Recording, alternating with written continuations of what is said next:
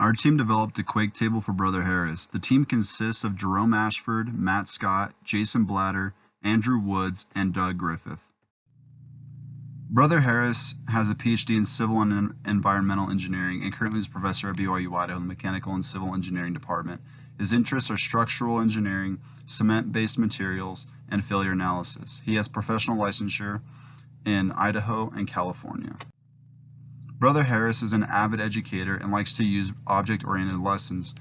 To help educate youth in engineering, Brother Harris sponsored an ME 480 project to develop an earthquake simulator. The product broke after limited use and again asked our team to develop a better product. The team met with Brother Harris to discuss every customer need. We compiled the table of customer needs to follow as guidelines for the project. The previous Quake table was large, heavy, and didn't work. Brother Harris emphasized the importance that this product be best suited for classroom purposes, which means we needed to develop a Quake table that was much lighter, durable, portable, and user-friendly. The table shown is the specifications matrix with 3 categories for specifications: functionality, physical properties, and convenience. Examining the top specifications for each category, the product needs to be optimal for classroom purposes, safe, durable, and user-friendly. Concept generation was derived from the customer needs and previous project. The first Quake table was thoroughly analyzed for failure causes to make sure we didn't make the same mistakes. The team decided that we should focus on the physical design and electronics of the Quake table. Multiple CAD designs were made to check feasibility, failure, and kinematics. Enough iterations brought us to an internal design with 2 lead screws mounted under the top and middle plates.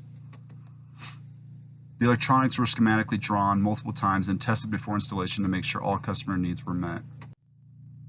The team developed an FMEA chart showing the possibilities for failure. The biggest threat for failure was the electronics. The Quake table uses 2 Arduinos, a rotary encoder, an LCD screen, 2 NEMA motors, 2 drivers, and 1 power supply with a lot of wiring in between components.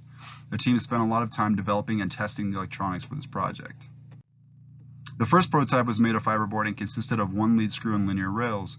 We knew we had to put electronics in the controller since there was minimal space between the plates. In the second iteration, we saw that the linear bearings were loud, rough, and worn out.